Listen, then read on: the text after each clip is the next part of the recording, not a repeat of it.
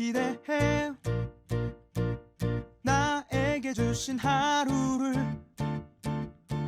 때론 피곤하고 일어나기 싫고 널 깨우는 알람 소리에 짜증도 나겠지만 안녕하세요. 오늘도 푸른 말씀 김호영 전도사입니다. 주무시지 않고 나를 지키셨네. 오늘을 나에게 주셨네. 새 말씀 안에 주가 주신 사랑과 은혜와 오늘 우리가 나눌 말씀은 예레미야서 1장 13절에서 14절 말씀입니다. 여호와의 말씀이 다시 내게 임하니라. 이르시되 내가 무엇을 보느냐? 대답하되 끓는 가마를 보나이다. 그 윗면이 북에서부터 기울어졌나이다 하니 여호와께서 내게 이르시되 재앙이 북방에서 일어나 이 땅의 모든 주민들에게 부어지리라. 아멘. 좋은 아침입니다. 여러분 요즘 드라마 좀 보십니까? 요즘 드라마를 보면 제가 예전에 굉장히 유행했던 드라마들과 좀 차이를 좀 하나 발견을 했습니다. 옛날에 좀 유행했던 드라마들은 시작부터 주인공들이 흙수저의 삶을 시작해서 금수저의 삶으로 변하는 뭔가 성공하는 스토리의 유형의 그런 드라마들이 많았다면 요즘의 드라마들은 좀 그런 것 같지가 않습니다. 시작부터 좀 금수저의 삶, 사기 캐릭터의 그런 특징을 갖고 있는 드라마의 주인공이 막 열 연기를 펼치면서 이 시청자들로부터 좀 뭔가 대리만족을 얻고 나도 좀 저런 삶을 살고 싶은데 대신해서 좀 만족한다라는 이런 느낌을 좀 풍기는 드라마가 좀 많은 것 같아요. 여러분은 어떤 류의 좀 드라마를 좀 좋아하십니까? 흙수저의 삶에서부터 시작해서 힘들어하고 막 어려워하고 막 맨날 당하고 이런 드라마로서 성공하는 드라마를 보기 원하십니까? 아니면 시작부터 금수저로서 막 돈도 막 써가면서 내가 평소에 하지 못한 것들을 대신 만족해주는 그런 드라마를 보기를 원하십니까? 당연히 후자이겠죠. 그런데 성경을 보면은 조금 여러분들이 원하시는 방향과는 좀 다른 것 같습니다. 이 성경에 하나님께서 애초부터 택하신 이 이스라엘은 한 번도 이 세상의 중심이 되어본 적이 없는 나라입니다. 그러니까 흙수저 나라이죠. 그리고 하나님께서 하나밖에 없는 아들 예수님을 이 땅에 보내주시는데도 그 당시를 지배하고 있는 로마에 보내지 않습니다. 오히려 로마의 지배를 받고 있었던 팔레스타인, 그것도 가장 시골 중에 시골이었던 이 갈릴리 나사렛 마을에 예수님을 자라게 하셨습니다. 예수님께서 공생애를 시작하시면서 여러 이제 사역을 시작하실 때에도 예수님을 따르던 12제자 어떤 사람이었습니까? 그 중에 금수저나 한 명도 없었습니다. 다들 잘 나가던 사람도 없었습니다. 어부도 있었고요. 그때 사람들로부터 지탄을 받는 세리들도 있었고, 하지만 그들이 중심이 되어서 함께 예수님과 사역을 합니다. 당시에 세상의 중심이었던 로마에도 당당히 맞서죠.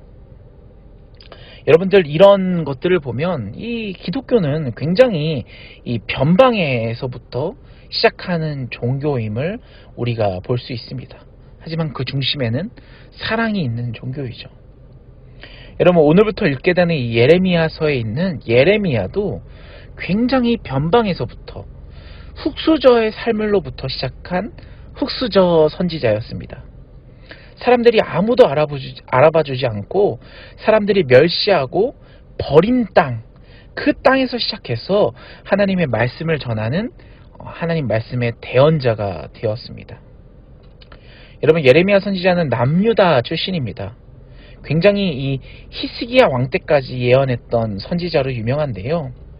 이 약 40여 년을 하나님의 말씀을 붙잡고 살았던 아주 촐지일관했던, 하지만 이 흙수저의 삶으로부터의 이 시작이었기 때문에 아무도 인정해주지 않는 외롭고 고단한 세월을 살았던 선지자였습니다.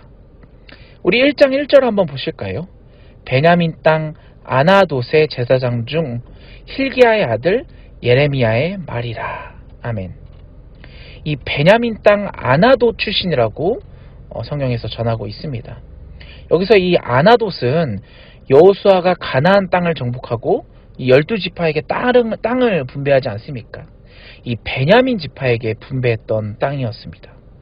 특히 이 아나돗은 베냐민 지파의 제사장들이 거주할 수 있도록 이 제사장 특별 거주 지역으로 분류된 도시였습니다. 그런데 왜 이 아나돗이 버린 땅이 되었느냐? 흙수저 땅이 되었느냐? 여러분, 예레미야 시절을 거슬러서 400년을 거슬러 올라가다 보면 다윗 왕이 있던 시절이 있죠. 이 다윗 왕 시절에는 제사장들이 두 부류가 있었습니다. 아비아달 제사장을 따르던 이 제사장들과 사독 제사장 계열인 이 사독파, 아비아달파가 이제 서로 견제하면서 균형을 이루면서 하나님의 말씀을 받아서 예언하고 또 여러 성전 일들을 담당하던 시절이 있었습니다. 그런데 이 다윗이 죽고 솔로몬이 왕위를 오를 때 이 솔로몬 왕위를 위협하는 반대하는 집단이 있었는데요. 그 사람이 바로 아도니아였죠. 이 솔로몬의 배다른 형제 말이죠. 그런데 이 아도니아가 왕으로 서는데 이 왕위를 올라가는데 도왔던 사람 중에 바로 아비아달 제사장 계열들이 있었습니다. 이 아비아달 제사장파들이 이 아도니아를 좀 도왔던 거죠. 나중에 솔로몬이 아도니아를 축출하고 나서 그를 도왔던 사람들을 다 제거하기 시작합니다. 그 중에 이 아비아달 제사장 계열들은 모두 다 그 출신지였던 아나돗으로 유배를 시키고 맙니다. 그때부터 이 반대편인 사독 계열의 제사장들이 이 정치를 다 주관하게 되고 중심이 되면서 역사를 이끌어 나갑니다. 그때부터 이 사독 계열의 제사장들이 금수저 제사장들이 된 거고요. 아비아달 제사장 출신들은 흙수저 제사장들이 된 것입니다. 오늘 본문에 등장하는 예레미야 선지자는 바로 아비아달 계열의 제사장, 이 버림받은 그 땅, 유배된 그 땅의 출신인 선지자가 바로 예레미야 선지자입니다.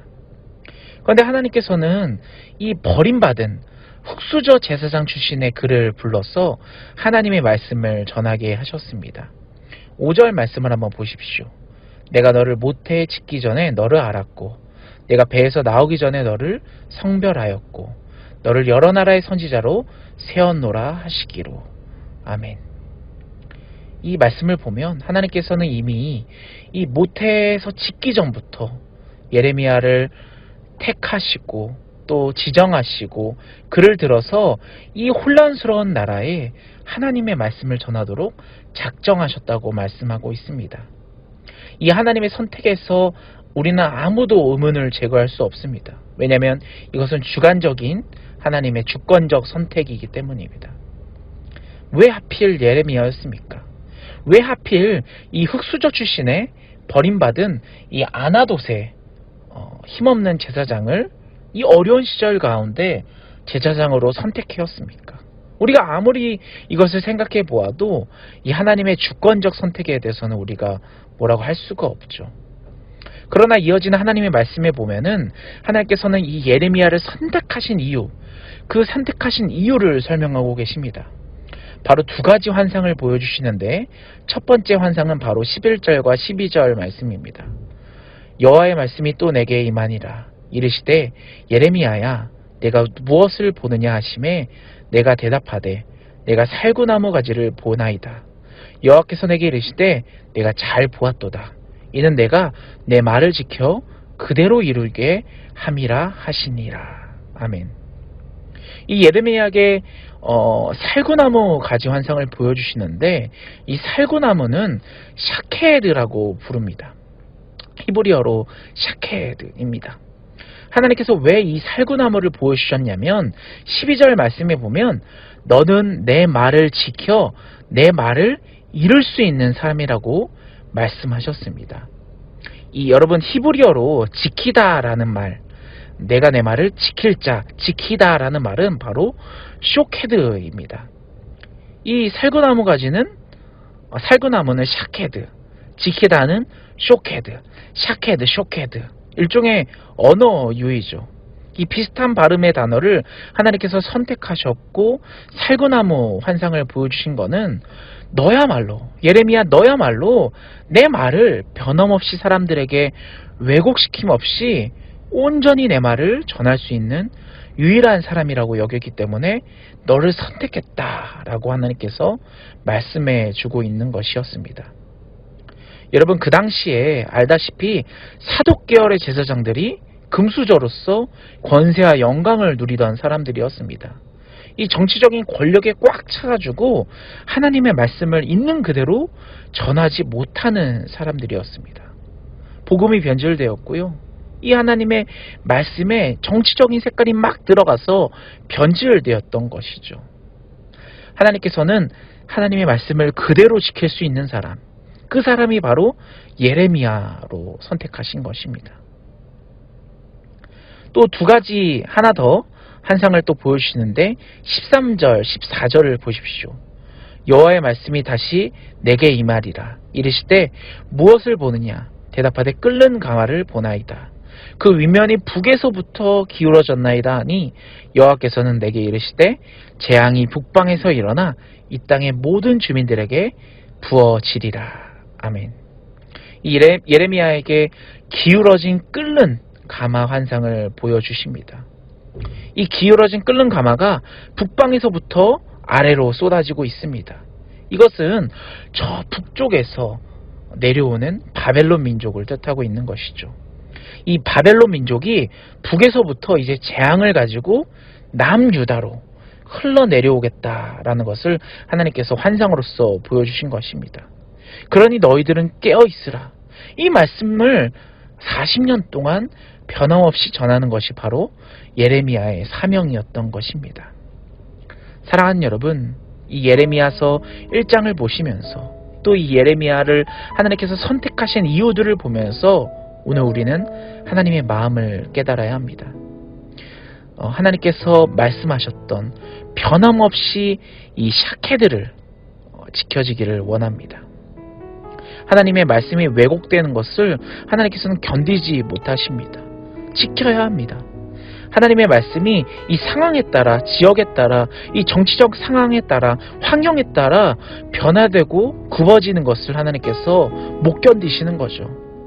하나님의 말씀을 온전히 변함없이 전할 수 있는 사람, 그 사람을 하나님께서 선택하고 계신 것입니다.